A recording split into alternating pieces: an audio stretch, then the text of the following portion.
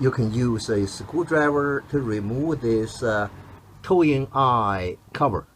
Just put your screwdriver over there on the top and press, and then move out.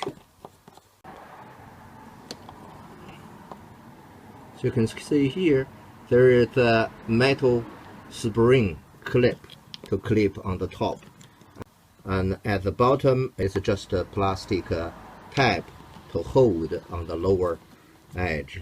So this is how to remove the towing eye cover.